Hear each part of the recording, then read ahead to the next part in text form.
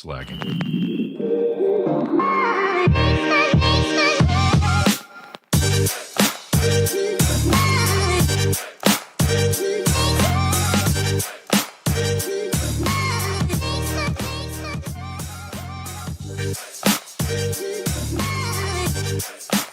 You're watching Fourth and Wrong, a college football podcast. Thanks for watching. And now to your hosts, Chris Marler and T. Huck. Let's go. It's 9:55 in the AM. We got another long rock block here coming right up. Traffic today on the connector is pretty tight. Fourth and Wrong podcast here, the last game of the year.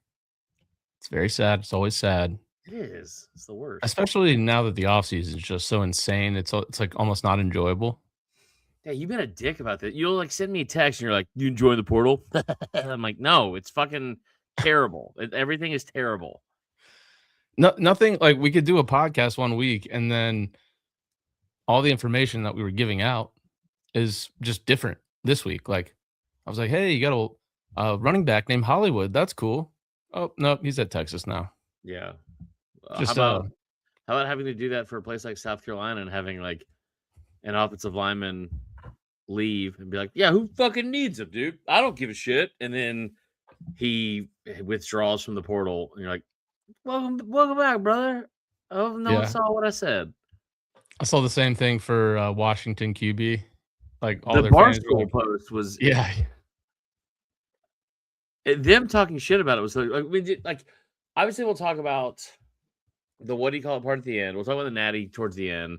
There's so much portal shit. There's, I mean, do we want to recap any of the game before? There's not really anything to recap from the Peach Bowl. That was hilarious.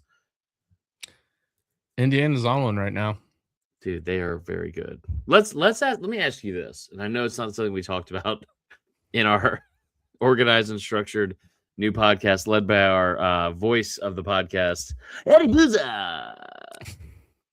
Eddie, show your face, you coward. This is Eddie. That voice that just really threw me for a loop. It was good though. It was good. Quite good. Also, we joke around a lot, but Eddie is the voice of the Seminole softball team. That's right. Yeah, he's in the stadium. He gets us into all the parties. Yeah, there's some good players on the team, man. No, I was wondering where you're going with that. He's a big part of the team. Big dog. Yeah, let's talk a little, just some of the off the field stuff that's happened over the course of the last week, because there's been a lot. We could start with the portal. I think LSU has signed 2-3 quarterbacks at this point. They had 0 the other day. They've had 3 in the past 4 days. Okay. You had Dante Moore say, like, everyone thought he was going to go into the draft, probably be the second quarterback picked.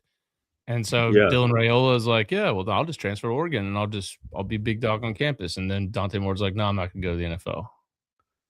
That's the best thing that could happen to Dylan Raiola, probably. But it is also weird because he's started for 2 years and now he's like, right.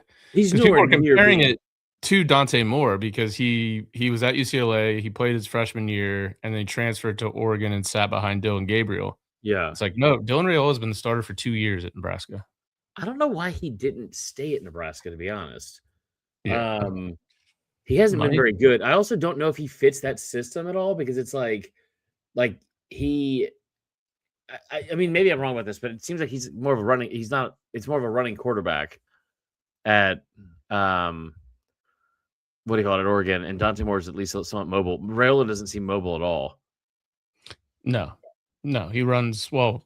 Just watch Patrick Mahomes play, and you'll see exactly what Dylan Raiola does. He's built like a carrot. Exactly what it looks like. Then you had obviously the portal's been crazy, but then we were talking about this earlier, and we're not connected to any media companies anymore, so we can talk about other media companies. Barstool.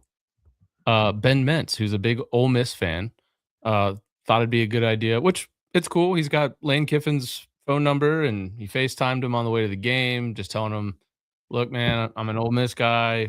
I'm sad you left, but Like, I'm Look, just thankful Lane, for I'm what you pulling did. for you either way, dude. I just wish you nothing but the best. And I'm honestly, I'm so fired up for this game.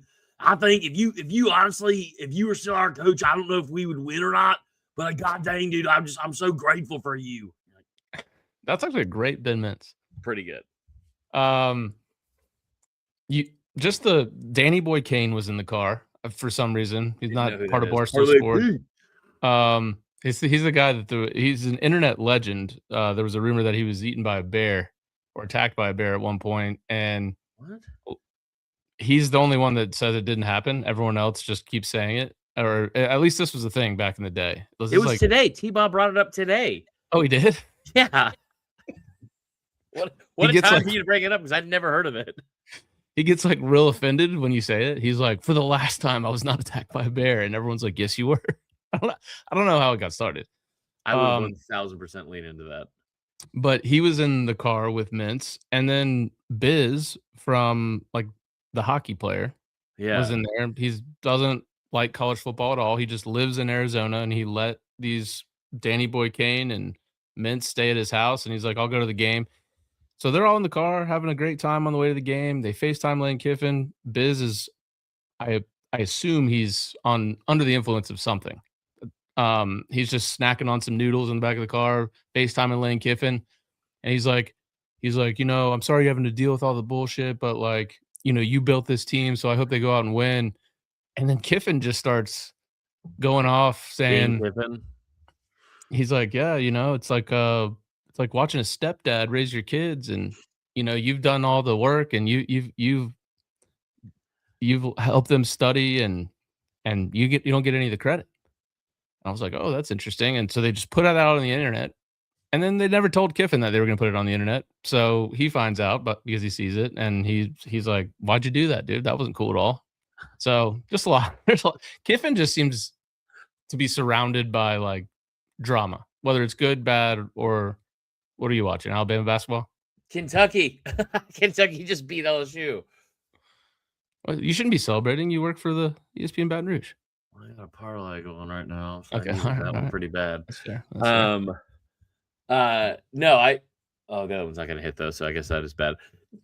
I don't like he continuously puts himself in situations that are like I think he thinks he's immune to it, like where he's just not gonna get in trouble.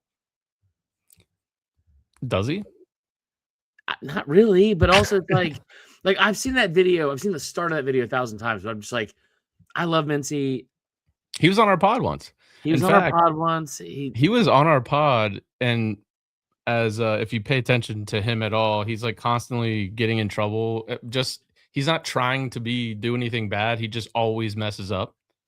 And the night that we had him on our pod to talk Ole Miss, he did something like he let one of his like college friends into the Barstool office, and the guy like just totally turned on him and like played a prank on the office. And Dave Portnoy was just like probably hammering him via text while we were interviewing him.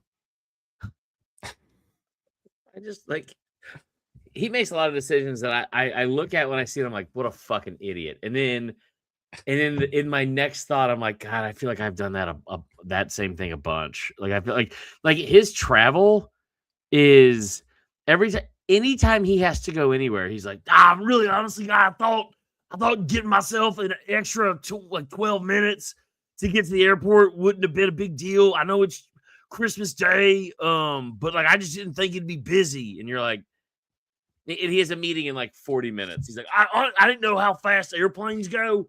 So I didn't know. And you're like, I don't know what you're doing. Did you see him run into the pool? His little. Yep. He's so unintentionally funny, but he also like, I know people that have worked for him before or worked with him, and he's like such a genuinely good, like he's like genuinely very good hearted dude. Doesn't do drugs. I don't think he does drugs. He doesn't drink. Like he's just like he's also like really good at poker. I get fascinated watching him play poker. So like he'll do. I just like live vicariously through him, so I'm not allowed to play anymore. And so it's just him. It's like him going like weekend tournaments. He's like really good. When you say you're not allowed to play, who's determining that? I had a gambling problem, so I wasn't allowed to do that anymore. Now we're keeping it cool and just dabbling in SEC parlays on weeknights. But I mean, it's like, Just a little Wednesday night. It's just a fun little action. No, I think with Kiffin especially, and that's probably more of the important thing to do is like he just can't help himself, and it's kind of weird to me. And maybe one of the reasons why it isn't as big of a deal is because Ole Miss finally lost and they're out of it. Because like if they would have won, that would have gone everywhere probably. I also think that it took so long for him to like his story arc. It was like everyone hated him, Mm-hmm. and then he became likable. I mean, dude, it was like 9 years ago, right around this time, that he was so insubordinate and full of himself that he had to be run off from Bama during the national championship game or like prep week. And you have to think that Bama wins that game if he just isn't an asshole.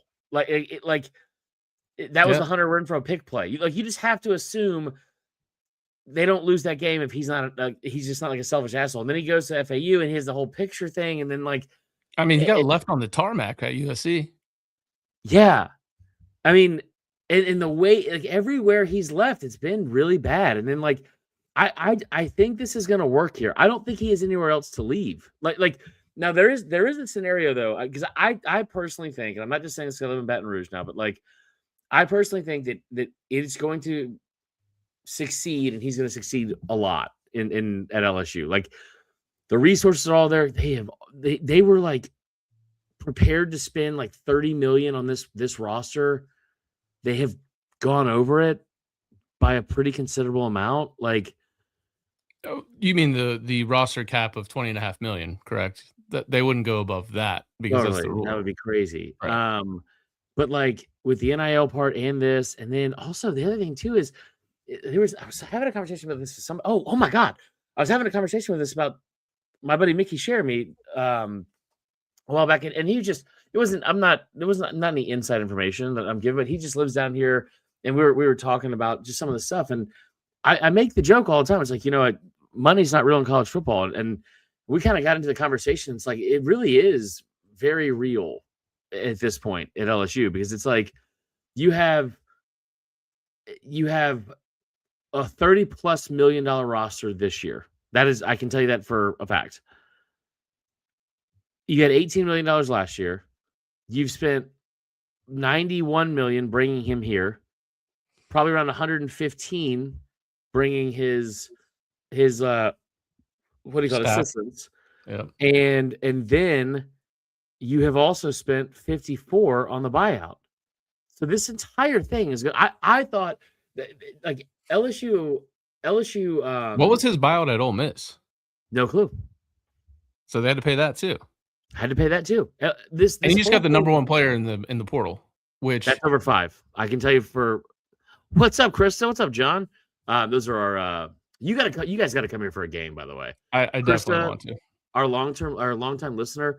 So her dad and them have a tailgate across from the stadium. And Tyler, when I say across from the stadium, I mean like you walk out of the camper, fucking food everywhere. Bama losing on the TV because they only put Bama on when they're losing because they're assholes. Just kidding.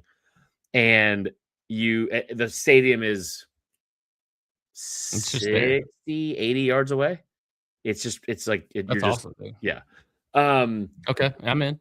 But no, it's like they were boosters, and we were talking about this, and it was like they were prepared to spend about $115 million all in on this whole thing because that's how much they thought it was going to cost. Like Kiffin, buyout, and the assistants, that's what it would be. We are talking about, with the roster included and everything else, we're hovering around $200 million. And none of these people are Somalian and own any, what do you call it? Daycares. Yeah. Yeah. Eddie, do you want to talk about that? I know you always bring it up. Do we have the Somalian? No, we don't. It's gone. Okay. Well, yeah. My mom says, hey, that's I know her. I think I have an idea for a segment for the pod next year. What is it? Where we bring on like an older woman who doesn't, I shouldn't say older, just older than us. Let me be clear. And doesn't watch football at all, but Yeah. has opinions on the sport, and we just see what they are. I think it'd be good. Trust me. We'll talk about it later. You talking about Eddie? Nah, I think I'm older than Eddie. I think we're both older than Eddie. I thought you guys were the same age. Is he younger than us? I think he's got a June birthday. We're all 86. Yeah, we are. When is yours? I should know this. Mine's April 2nd. I'm turning 40 in like 3 months. Should we all three do a big 40 trip? But not one trip. All three of us do one and just really fucking ruin the year. Yeah. 3 separate trips. I'm going to a 40th birthday party this weekend. So it'll be The whole 40th the whole weekend. Are you going up to Harrah's? No. And Eddie's going to be there too. What the hell? Why do you guys do so much shit without me? Well, I don't believe you know the person who's turning 40, so it'd be weird if you were there, but That shouldn't matter. maybe it wouldn't. I don't know. Bring me as a guest. Say I'm your emotional support, literally animal. You could just say that. I would probably do something over the weekend. People would believe it. All right, back to he the knows portal. his brother's wife's ceramic work. That's for sure. Can you just get in here if you're gonna do stuff like that, Mufasa? What the fuck is wrong with you? James Earl Jones looking at. Okay, so everything the light touches is yours. No, dude, I gotta do a 40th and a bachelor party again. Allie's been pretty strict about what's allowed at the bachelor party. Yeah. Because it's I don't Can you want fill me in? I don't want any strippers or anything. I want Right. Yeah, wanna we're do one too old. thing We're and too old. You know, that's for the first marriage, right? No, I don't. I've honestly, I've never been a big fan of that. I don't love strip clubs. I think it's a money pit. I think it's stupid. Yeah, Speaking of money pit, what I would like to do is go to Vegas and go gamble for like 4 straight days. But That's off the we table. already talked about it. We're not allowed to do it. All right, portal thing though. I think one of the things that's interesting too is the way all this is played out. He is like really played with fire, and we don't need to only talk about Kiffin, but like one of the things he did too with the Damon Williams thing at Washington. And that's one of the most interesting parts for me too, is because I think that Damon Williams thing is interesting because it's odd and it's kind of a shitty situation, but maybe that's the kind of stuff that has to happen to put guardrails up and like parameters up and rules that have to be followed in this whole situation. Like Damon Williams, it still doesn't sit right with me the way all this happened, but he was like the quarterback of Washington. Do you know who that is? Who, Damon Williams? Yeah. I know who he is. Obviously, I didn't watch a lot of Washington this year, but I think he's like pretty decent. I mean, he's not like as good as Sam Levitt or probably the top couple guys in the portal, but he would have been an okay option. He's like 5'10" though, so it's like It's weird. Where do you think he would be in? Like, where would you rank him? Like in the country? Is he a top 10 quarterback? So I'm looking at the top 10 now. DJ Lagway is firmly in the top 10. I think he's better than DJ Lagway. So Okay. Yeah, Okay. probably. So he got $4 million. And now what's insane is that's one of the that is what Carson Beck was the landmark, insane, highest deal we've ever seen a year ago. That's the other part of this too. That this keeps getting steeper. The bubble has to burst, I would think, at some point, but it's not showing any signs of slowing down. So like last year, Carson Beck 2 years ago was a $1.5 million player at Georgia. And Matt Rule came out at Nebraska and he goes, do you guys have any idea how much it costs to get a starting quarterback in the portal? It's $1 to $1.5 million. And all of us were like, oh my God. No.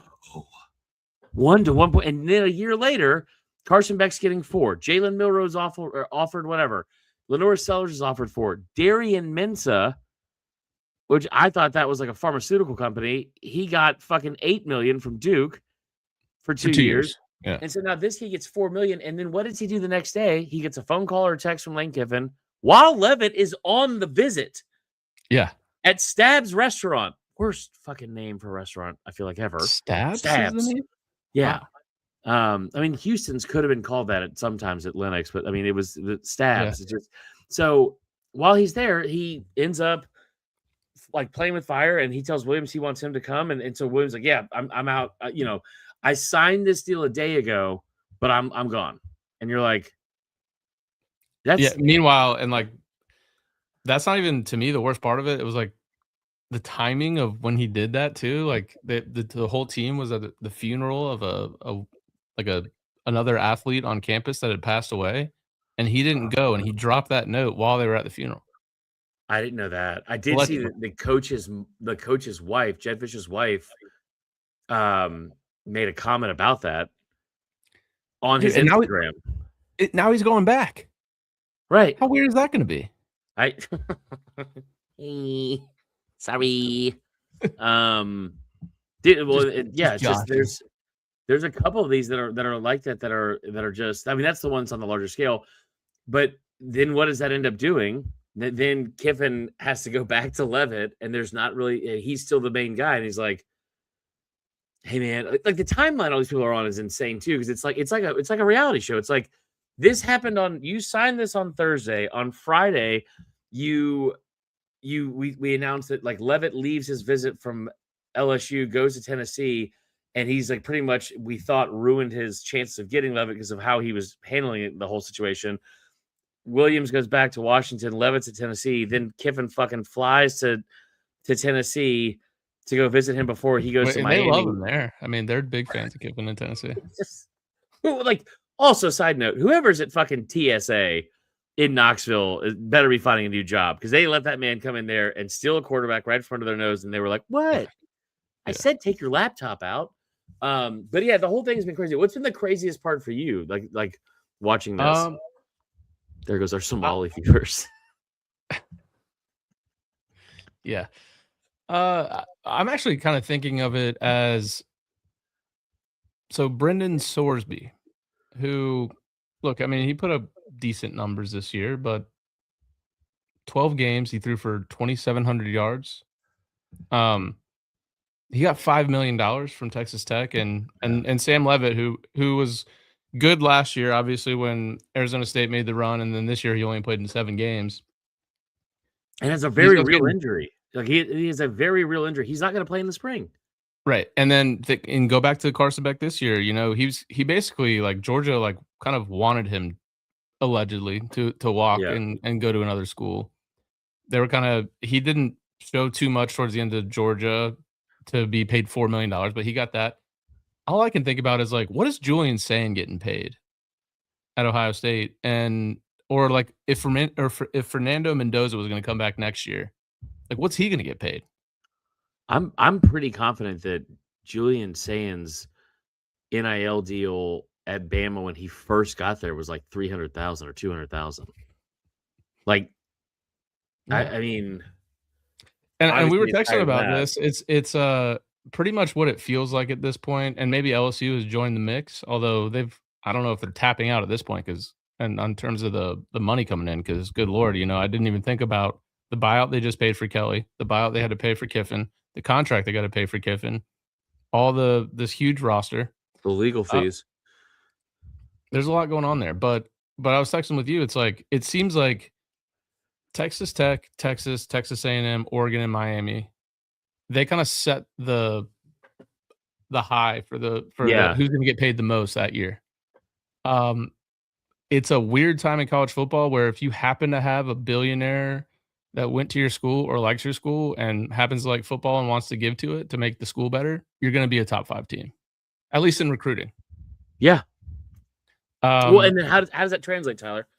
Ohio State spent more than anybody last year, $20 million, along with Oregon, right? They won the national title. Oregon was another one. They were undefeated and went to the playoff as the number 1 overall seed, just got bounced by the team that won the national title. Like, Texas made the college football playoff semifinal.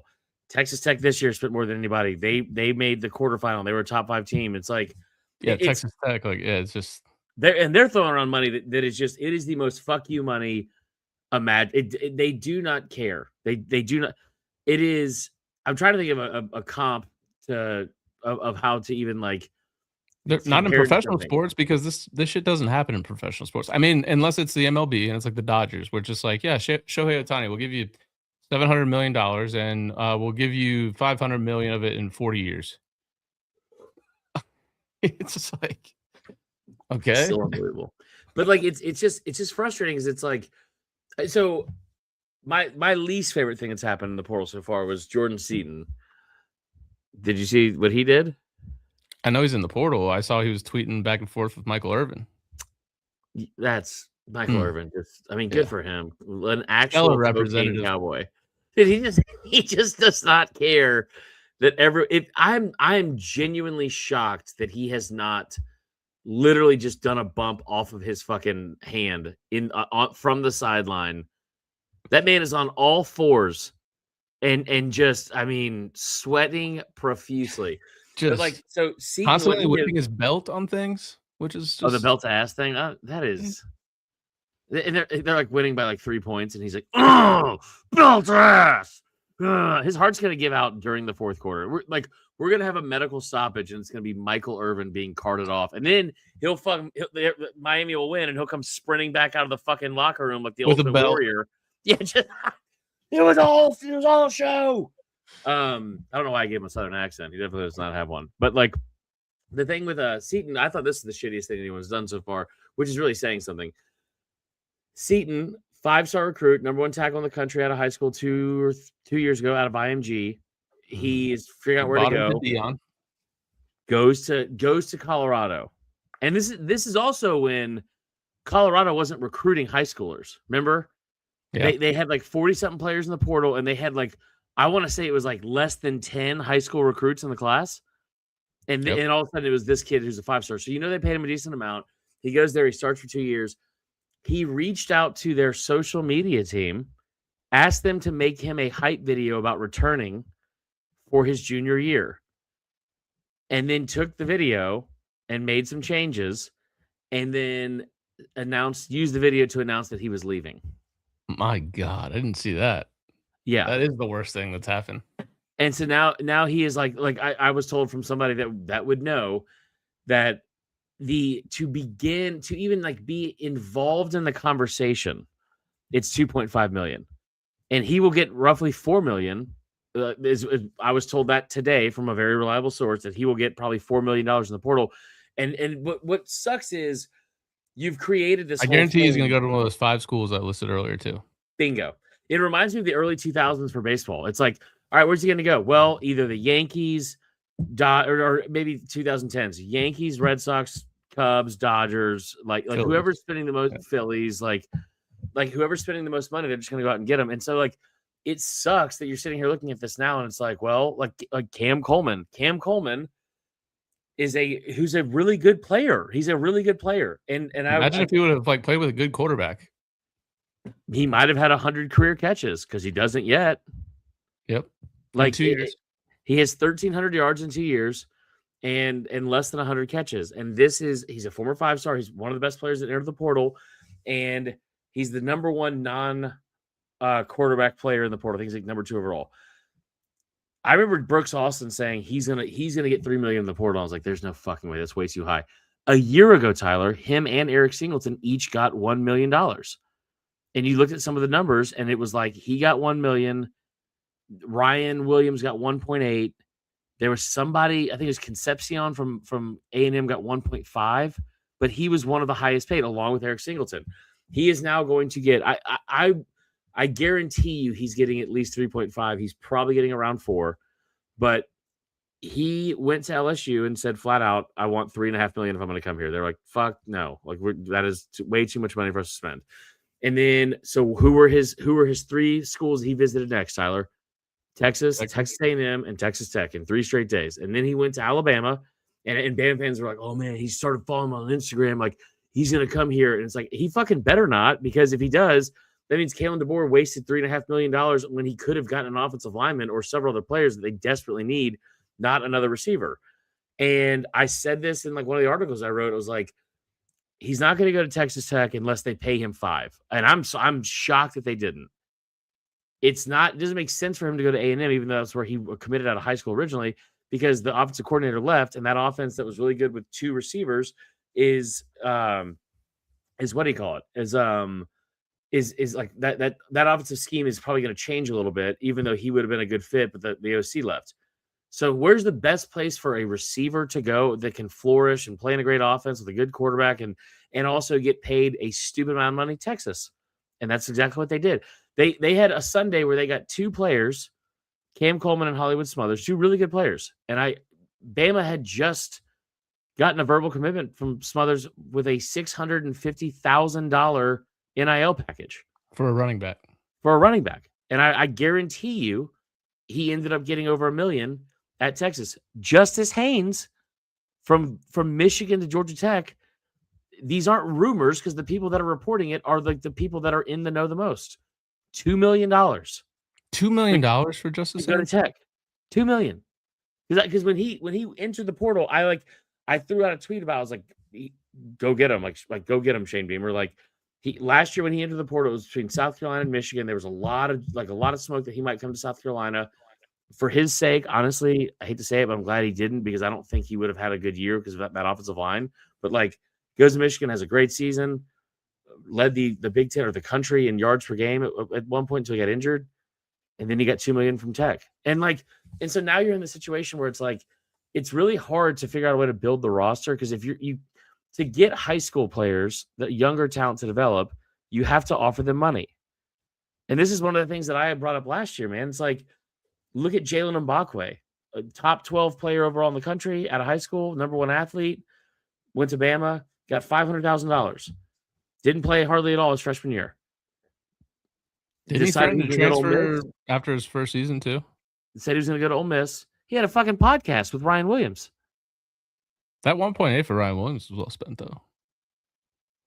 He's going to be good next year, so shut up.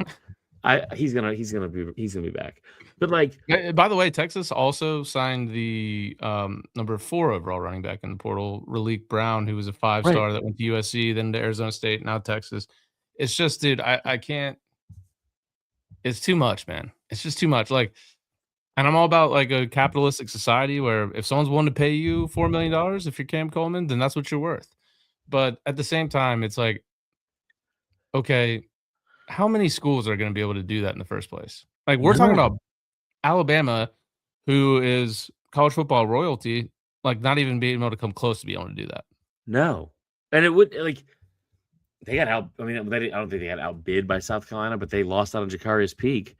And that goes back to the more fascinating part of it too, Tyler, is that like that now trying to figure out the blend of what you want to do. If you want to have, like, everyone's talking about how bad the situation is at Bama and how they can't compete in the NIL stuff and the portal and blah, blah, blah.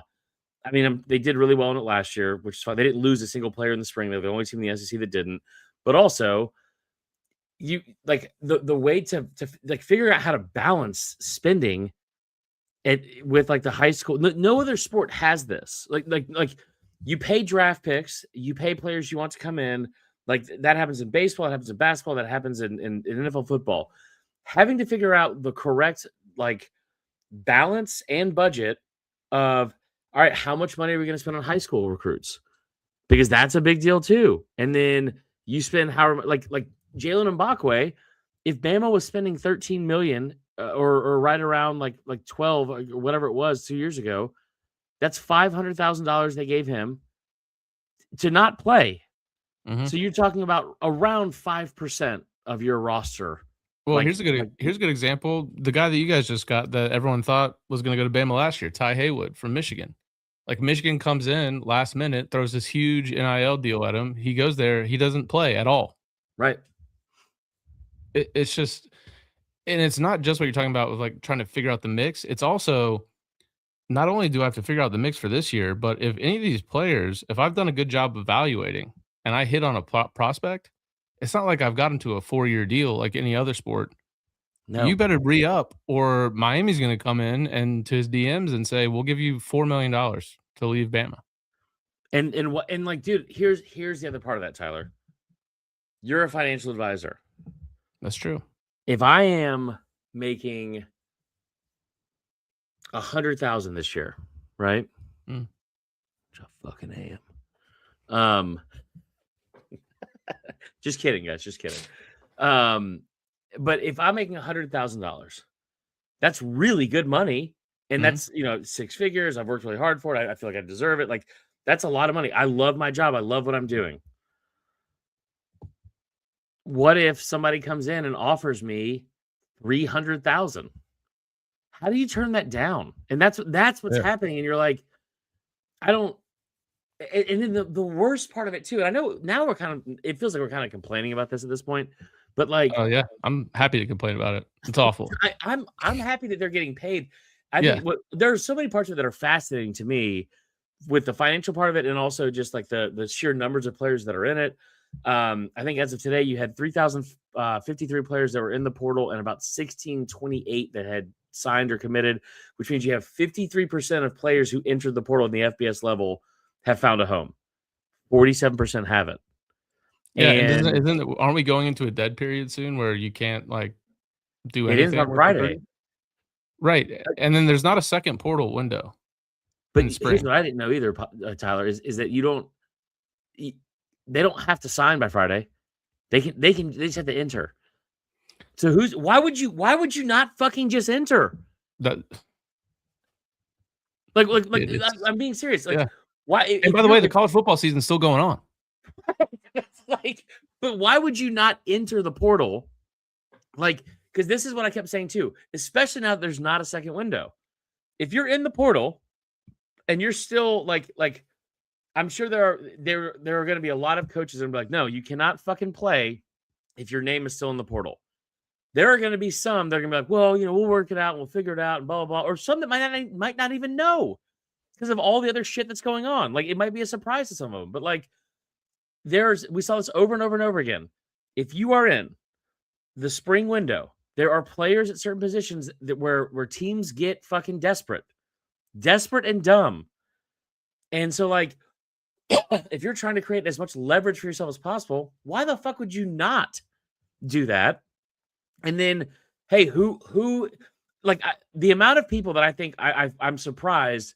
I think the total people that signed today was 69 and 71 entered.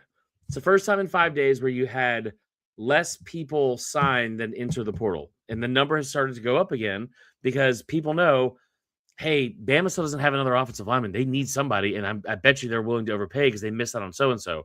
So-and-so still needs a defensive back. So-and-so needs a running back, receiver. Like, but what is crazy is that like Isaiah Horton at Bama, $700,000. Where did he end up again?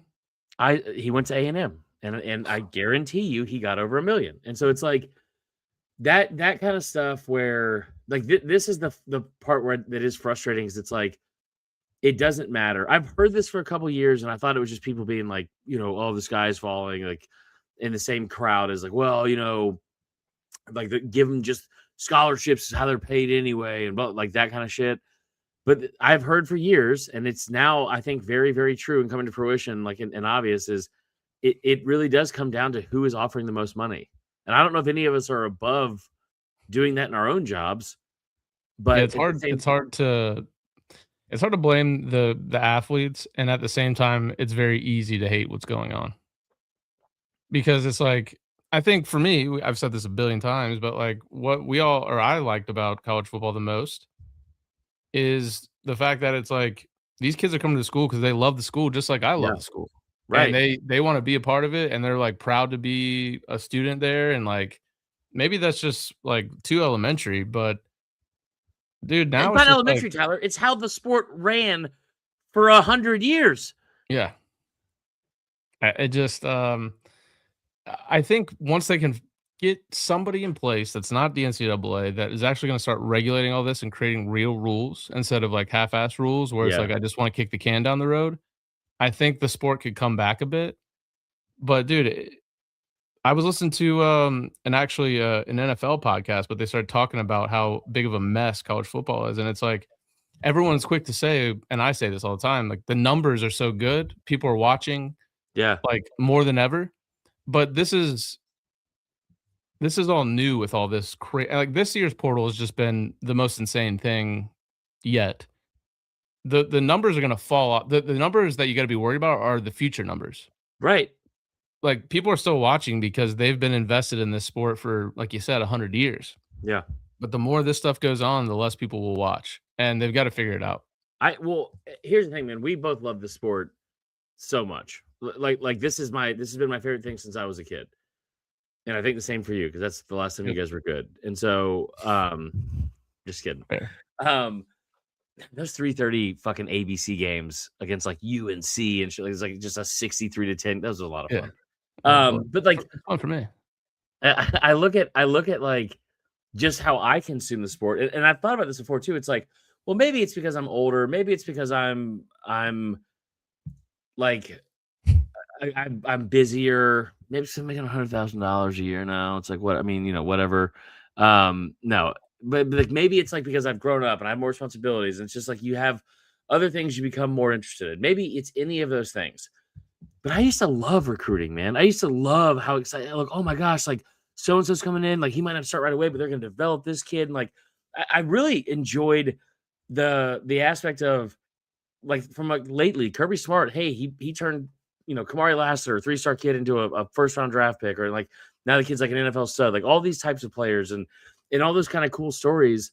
And now it's like the thing that is the least fun is the tie to the school is so minimal now. Yeah. And so it's like everyone is Josh Johnson or whatever his fucking name is, or Josh Freeman that played for TJ Finley.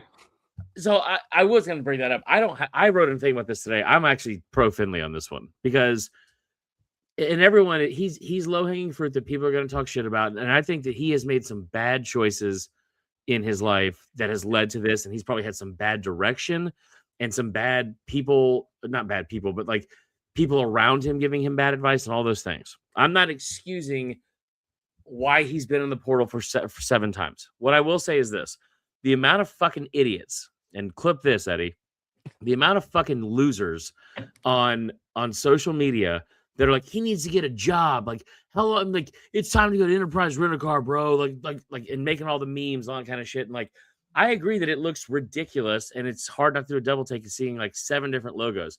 But here's what I do know about TJ Finley, because it's not a lot. Just like everyone else making the comments, nobody fucking knows TJ Finley.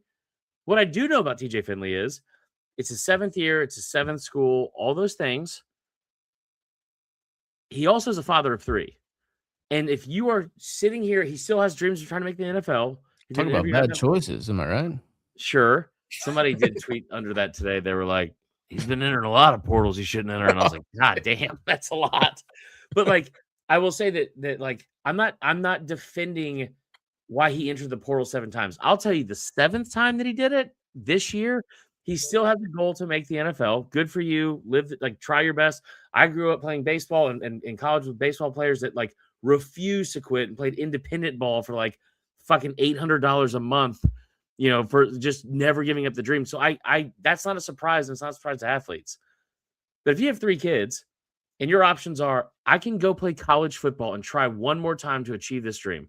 Also at a place in Incarnate Word where they've had their last 3 quarterbacks, which at least all 3 of them had at least one season with over 4,000 yards and 40 touchdowns. But like on top of that, they're going to pay me. And now I have instantly brought myself financial stability and given my family a better life because I can help support my 3 kids and not have like an entry-level job somewhere because of what I'm making playing college football. The last thing I'll say is if you are in the camp of he needs to get a job, let me fucking explain to you what jobs are. It's when you do something and someone pays you for it. So playing college football this year and getting paid for it is a fucking job, just like everyone else in the portal. And the fact that people can't see that is like, and also here actually is the last thing I'll say about it. You want him to leave college? What the fuck are you like? None of us wanted to do that. And if we did, we probably regret it. Like, hey man, you know what you should do? Honestly, like, I know I don't know you and I'm on Twitter and like, I have no interest. It doesn't impact me whatsoever, bro. But I'm definitely going to have a fucking opinion about it. That's what Twitter is though, That's all it is. But like, why would you tell somebody like, yeah, you know what you need to do, man? Stop playing a sport in college where you get a free education and tens of thousands of dollars to support your family and go get a job at fucking Northwest go sit in a Mutual. cubicle and make $40,000 a year. Cold call your family friends for life insurance. Like, shut the fuck up. Last thing we'll say on this, and let's cover the game. Just another sign of the times. Florida State official Twitter account puts out like bragging about how one of our D linemen was a freshman All-American, and he hit the portal within like 10 minutes of that tweet. That's tough. Can I also tell you that our fucking producer is going to hit the portal if he ever deletes the Somalian fraud thing in here, because now I can't find it in our actual what do you call it? Suite here. What a dickhead. There's there's some it's a sensitive topic for Booza. He's Somalian. He's not Somalian. No, give it. Anyway, let's talk about Minnesota. His job. All right, Miami, Indiana. Seamless transition. A team that did play in Minneapolis this year. I don't think they did. I don't know. Indiana. Is that where Minnesota is? Minneapolis? Yeah, they are. Yeah, they're like downtown. Yeah. This game is on Monday. This game is in Miami. It's the first time in the CFP era that the college football championship has been played in a home stadium of a team, which is the joke in itself because Miami doesn't have its own stadium. Current line right now in this game, Indiana -8. That's wild. Total 47 and a half. There's a lot of storylines here. Obviously, the big one is Fernando Mendoza. He's from Miami. His dad played high school football with Mario Cristobal. Despite that, Cristobal wouldn't recruit him to Miami. So he's just like everybody else these days. He's well-traveled. I think he was at FIU, Cal, now Indiana, but he's been incredible. Yeah. Both against Alabama and against Oregon. His completion percentage was like 90%. It was like 14. He was 14 of 16. He's in both games. He's had more touchdowns than incompletions. Also, Surratt is the best receiver in the history of the world. Like that kid. What's going on in the evaluations that kid and Mendoza were both like no-star recruits? What years did Signetti work at Bama? Way back in the day. It was like 20. I want to say it was like 2013 or something like that. I don't know if he was like involved with the FBI scouting back then, but my God, dude. I mean, because you look at their starters, right? So Fernando Mendoza was Cal. I doubt that he was one of the top. I guess we could probably go look back at the portal. He's hold on. He's 2007 to 2010, and I didn't know this. He was the receivers coach and the recruiting coordinator. There you go. Now they were horrible in 2007, but that doesn't mean that was his fault. But that's the year they got the class with Julio and all those guys. Yeah, that's wild. Yeah, that must have been tough to scout Julio. It's always good when your coach finds diamonds in the rough like that.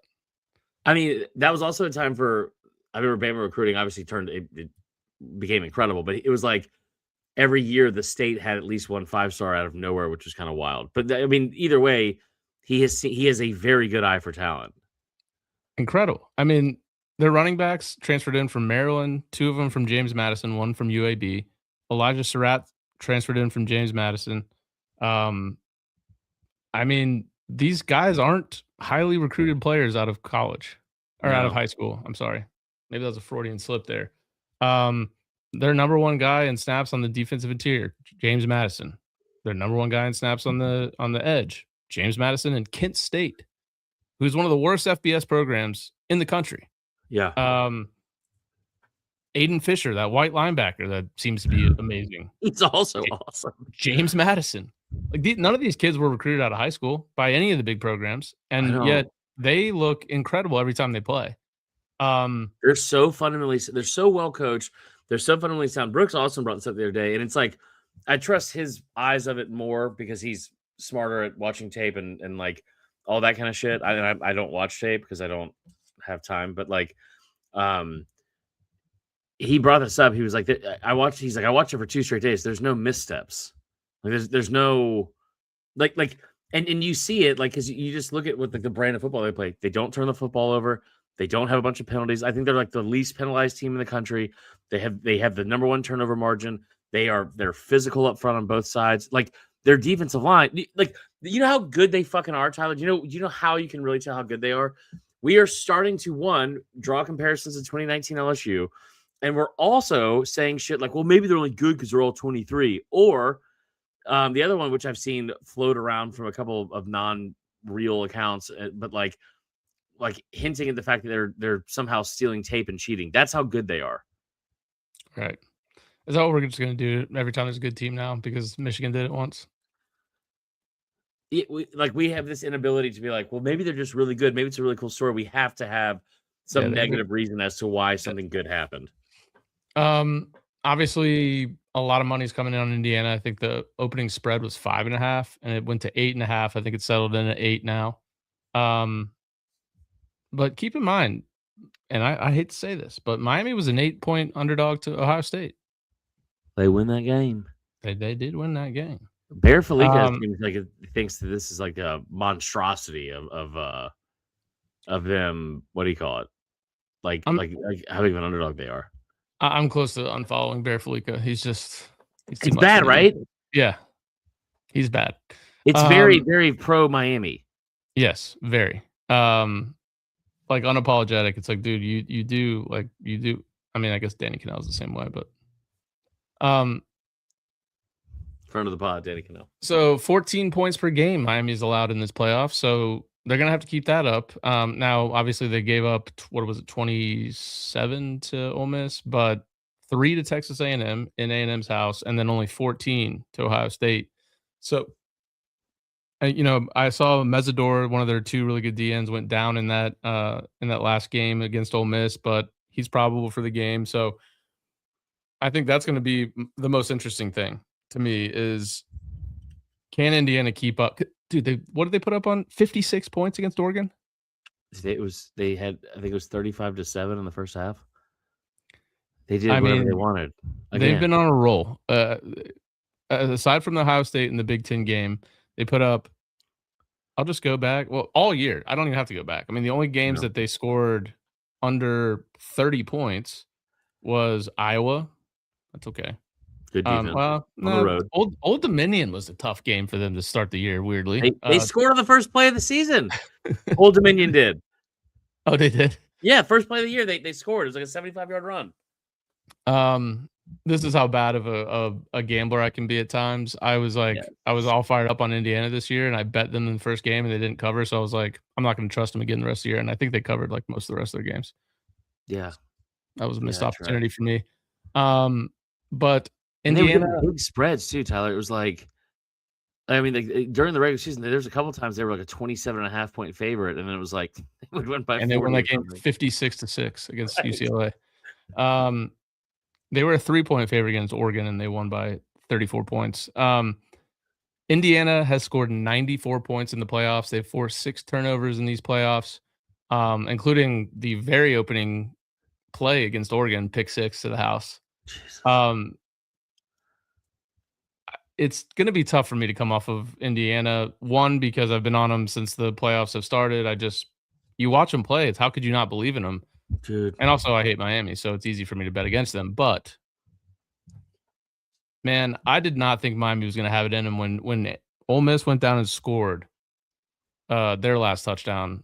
I did not think Carson Beck was going to have it in him to lead him down the field.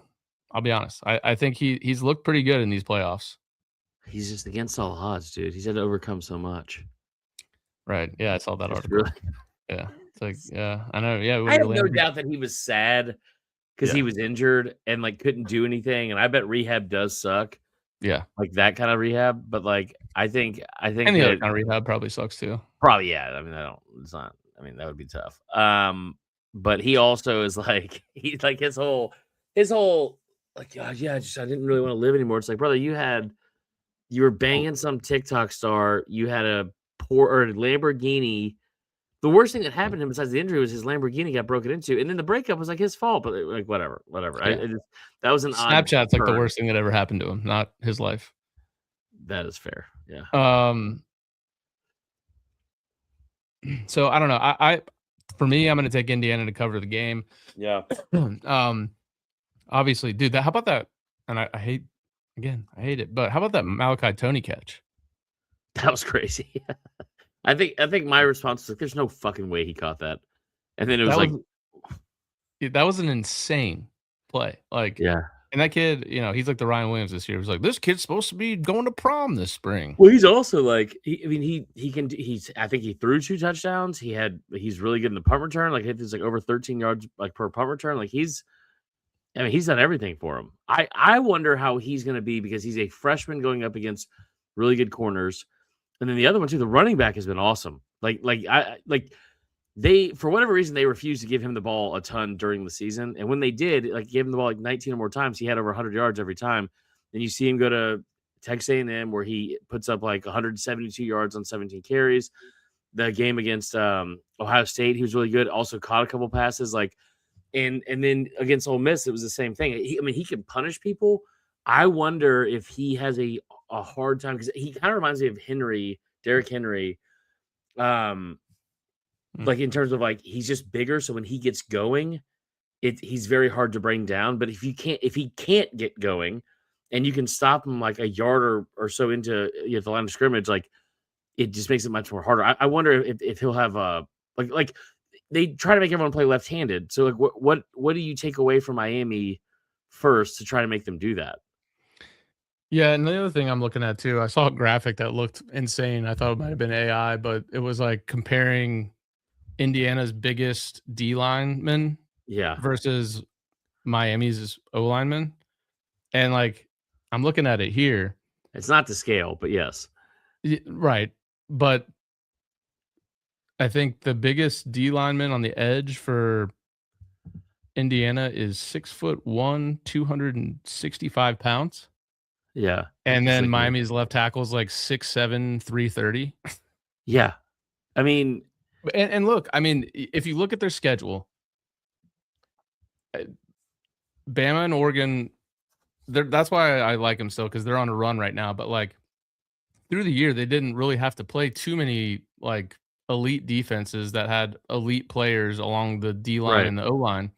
When they did, and not to say that Iowa has elite players, but they always have a good defense. They scored 20 points. The first time they played Oregon, they scored 30, which is a lot, but it's not a lot compared to some of these other games. And then when they played Ohio State in the Big Ten game, they scored 13 points. So that is the one thing that I think could be a difference maker. The home crowd thing, there's going to be more Indiana fans. Without a doubt. Yeah. I told you it was going to happen in Atlanta. That was cool. That was even more than I was expecting. Like in terms of I thought it'd be 70-30 or maybe 80-20. I heard like from people in there it was like 90-10. Yeah. It was like, it was crazy. I think the thing for me, I will say with Miami, and this is just something that I personally like, is, and I brought up a bunch this year, being battle tested and knowing that you can go win a game when your backs are against the wall. And like, I think it's so interesting for Indiana because they have not been in this situation before. Everyone in the world is patting them on the back. At first, it was like, well, can they beat Bama? Because like it's Bama, and I love Cignetti's response. It fucking tore me apart inside. But when he was like, "Yeah, we don't fucking know what that means. Like we just know what's on tape." And you're like, "Fuck, so do I." That's not good. I mean, like, and then you talk about, Oregon. They just from jump beat the shit out of Oregon. Like, and here's the thing too with Indiana that it reminds me the most of it's not 2019 LSU. Like everyone wants to make that comparison because 2019 LSU had the greatest season of all time and had the best offense of all time. And they had what, 4? How many first round picks? 5. That wasn't a great defense. That defense was ranked like 32nd in the country that year. They are really good. Yes, that is the best example that anyone's made. There's not a better analogy that anyone has ever made about Indiana right here. Just fucking. I mean, just drunk and fucking. Pegged by the portal. But I think that what's interesting about this is they haven't been in a situation before. Everyone's patting on the back. Everyone's talking about how great they are. But the thing that I look at when I look at them and compare them to old, like some of the better teams from the past, it's not 2019 LSU because 2019 LSU could score over anybody. They also had a very hard time stopping a lot of teams at times. Like Indiana is destroying people. They remind me more of 2011 Bama than what do you call it? 2019 LSU because it's like they are suffocating on defense. And there were times when I would watch that team, that 2011 team, and sometimes 2016 Alabama and teams like that where I would say, there's a 9-point lead, so now it's a 2-point score. This game is fucking over because they are not going to score that many points on this defense. And every time Indiana, I've watched them play and they've been up by 2 scores, my mind immediately goes to, it's because it's happened in the first half a bunch now. It's like, well, how do you fucking come back from that? Because now you have to figure out a way to score on them, which is very difficult to do. And then you got to figure out a way to stop them. And God forbid you're in a situation where the time and the clock comes into play and you got to stop them, like where they can just run down your fucking throat. And so that's why I think Indiana is so good. I also will say they boat raced Bama. They boat raced Oregon. Maybe they are the greatest team of all time. We'll see. I cannot wait for that argument because people down here are already very insecure about it. Like no, they're not. No, they're not. And it's like, I made a graphic the other day that was like, here are the numbers side by side. I didn't say who I think is better. I don't have a take on that right now. Here are the numbers. Just sure that went well. Fucking Marler always moving the goalpost and having to fucking talk shit. And it was like, it's literally just numbers, dude. I say all that to say, I love that Miami is the underdog because they are battle tested. And for 3 straight games have had to figure out a way to, hey, we have to go get a win over here against A&M and go on the road and like get a score late offensively and then get some stops on defense or one key stop and they get the pick. They go up early on Miami or on Ohio State and they have to cling for dear life and make sure they can hang on to win that game. And they were able to run the ball and get some first downs. And then against Ole Miss, I'm with you. I thought that game was over. And then for them to go score that in the way they did and move the ball, I mean, it was incredible. So you tell me your pick. Yeah, I mean, I do like Indiana and the under. Are you worried about the under though? Because they score so much. Yeah, but I do. Again, I think when they go up against a D line like this, that the size, the pure size of Miami, I think they may not put up as much as they have been. So I am worried about it, no doubt. But the biggest thing I'm worried about actually is Miami was an underdog 3 times this year. Oh no. They were an underdog in the first game against Notre Dame and they won that game 27-24. They were an underdog against Ohio State. They won that game 24-14. They were an underdog against Texas A&M. They won that game. So that scares me. But I'm going to choose positivity here. And I'm going to go with my gut that Indiana, every time I watch them, they look amazing. I don't see how they're going to just suddenly not. And so I think they keep it going. Yeah. And I think there's going to be a ton of Indiana fans down there that are going to be celebrating. I've got a personal friend who's he taught at Indiana. He flew down for the Oregon game, had the time of his life. I hope he gets another time of his life in Miami. And how insane is it that in 2026 now, Indiana may win the national title? Yeah. In football. It is going to fuck up. I'm pulling for Indiana. I'm happy for Connor, IU grad. He's going down there. He's credentialed. I'm happy for all that. Like I think it'll be. It's like I think it's something that's like really cool. And like you and I, since we're fucking awesome, didn't have to like you got to experience your first national championship. Real one that you got to follow was like 99. Yeah, like not 93. Like Bama won in 92, and then y'all won in 93, and it was like, but we were like, I had to go to bed in the second quarter for that game. But I always say like the first one is that there's just nothing like that. Like the 2009 season for Bama, it was just so fucking cool. And it's like all these, every game matters and you're so close. And you have these moments where it's like, holy shit, you know, like the moment, you know, you're going to win a national championship, it is like the coolest feeling in the world. It's like, holy shit. Like all the games and all the stress and all like I feel like I'm saying like I was on the team or something like that. And it's like, now it's time to fucking celebrate. And so I think it's really cool to watch it the first time. So I'm pulling for that for Indiana. I will tell you that from like a big picture thing, and I'm not saying this to be negative, I'm just telling you what's going to happen. This is going to fuck up the mindset and mentality and expectations for programs all across the country. Because you remember like the whole Saban thing, you had all these people that were trying to make hires that were to beat Nick Saban. Think about all the people that got fired because of Saban. Right. The 5 alone got fired that played Alabama in 2008. And like, you talk about like all these programs that were like, no, we got to make it Tennessee, we got Auburn, we got to make a change, like all these things, and a lot of it was because of Nick Saban, and he like ruined like college football a lot because like it was very obvious when it was happening. It was like, this is never gonna fucking happen again. Like no one's gonna win 6 national titles in 9 years ever at this level. No, ever, definitely not now. No, and they played for 8, just throwing that out there. And so like, or 7, whatever it was. But like, I look at Indiana now, and you're like, if you're in Auburn, and I'm not using this to talk shit to Auburn, I'm just saying, like, that is a school that has a consistent inability to either make the right hire or give a guy a long enough leash. Florida is a good example too. Like they kind of did it, I think, with Kirby. I think that's why they fired Mullen partially, and then Billy Napier and all that kind of shit. Like, how long is the leash for Summerall? Like, so now every place in the country, think about the pressure that's on Kiffin if they win. Brother, we're paying you $100 million. We've given you $30 million for a roster. We're like all these things. That guy fucking did it with an autistic kid from Cal at quarterback and a bunch of kids from fucking JMU. And it's like, you can't win with all this. Yeah. So I think it's very fascinating. And I'm not saying that I'm autistic too. It's like, we're not like, come on. That's not a bad thing. No one canceled me for that. Nothing wrong with a little touch of the tism. I think said everyone it for has years. it.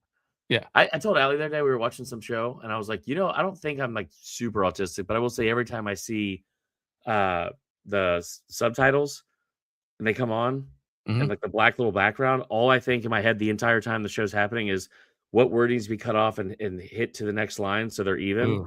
And she was like, yikes. That is a miserable life there. It must be really fun. Yeah.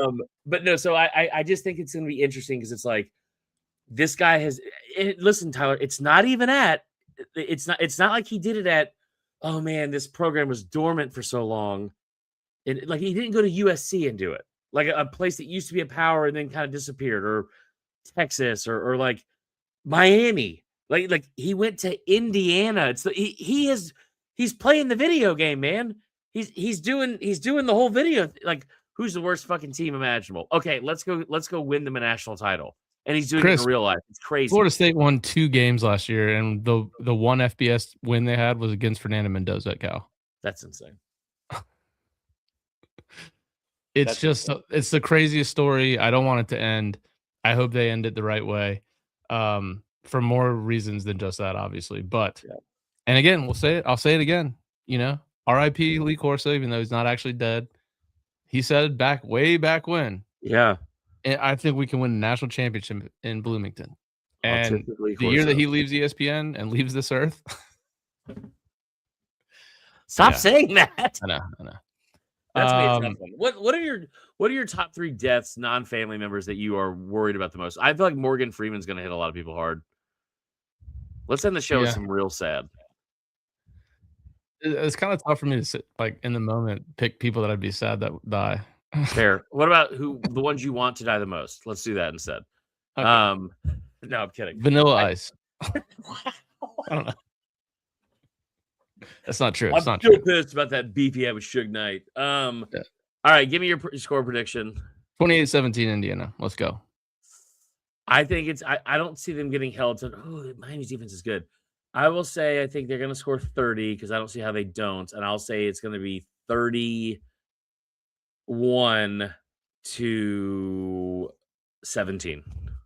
Ooh, I like that. Yeah.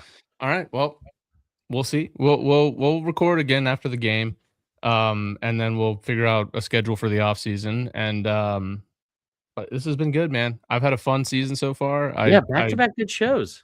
Yeah. I hope Indiana closes the deal. And then we move on to the next season with all new players, full new rosters for every team. It should be great. New pod title for next year. Autistic Alphas. Let's go. All right. Peace, everybody. Thanks for tuning in.